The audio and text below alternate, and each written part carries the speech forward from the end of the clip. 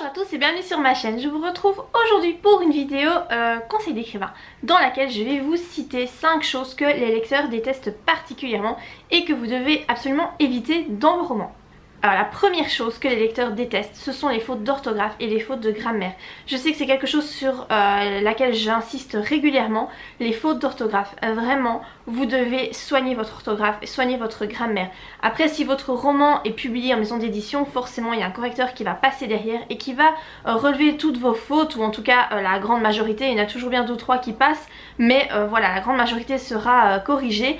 Mais vraiment, c'est quelque chose d'important si vous écrivez sur Wattpad par exemple et que vous voulez attirer des lecteurs.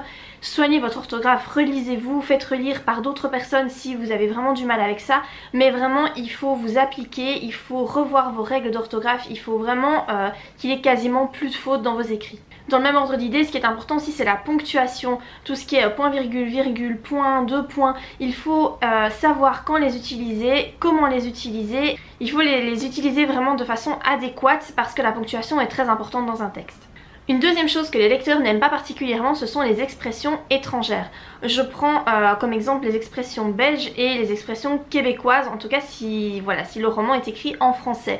Moi je sais que c'est quelque chose que mes maisons d'édition m'ont demandé de retirer dans mes romans parce que moi je suis belge et donc il y a parfois des expressions que j'utilise sans m'en rendre compte parce que je ne sais pas que ce sont des expressions propres à la Belgique et donc j'utilise dans mes écrits et les maisons d'édition me corrigent à chaque fois pour que je retire ces expressions là. Alors peut-être que certaines personnes apprécient parce que ça va les faire sourire d'entendre des expressions, mais en règle générale on évite, on ne met pas d'expressions comme ça propres à un pays, on écrit en français, on utilise les expressions qui sont issues de France et pas des autres pays francophones. C'est peut-être un peu dommage mais malheureusement c'est comme ça, donc faites attention quand vous écrivez.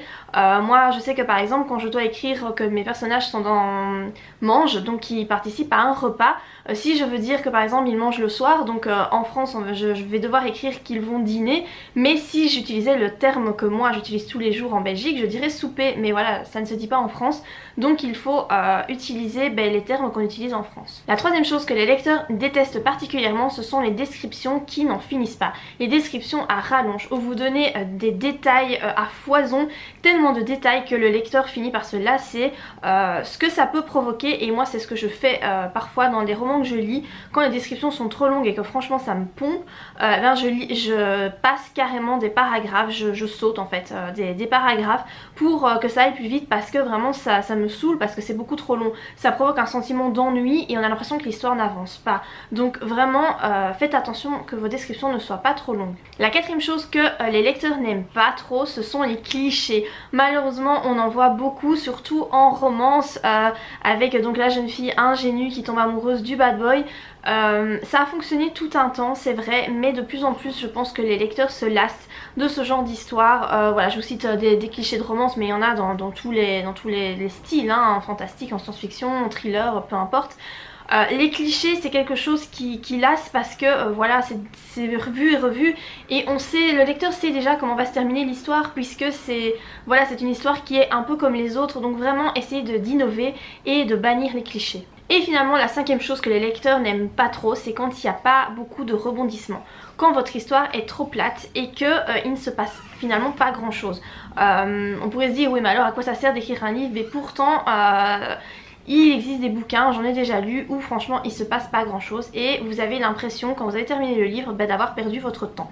Donc ça c'est vraiment triste et c'est vraiment quelque chose que vous devez éviter. Mettez des rebondissements, mettez du suspense, faites en sorte que votre lecteur ne s'attende pas du tout à la fin et essayez de mettre des rebondissements tout au long de votre livre et pas juste à la fin, parce que s'il n'y en a qu'à la fin et pas tout au long du livre, ça va lasser le lecteur. Donc essayez vraiment de disséminer ça tout au long de votre écrit. Donc voilà par rapport à cette vidéo sur les 5 choses que les lecteurs détestent particulièrement dans les romans. J'espère que cette vidéo vous a plu, si c'est le cas n'oubliez pas de la liker et moi je vous dis à très bientôt pour de prochaines vidéos. Bye!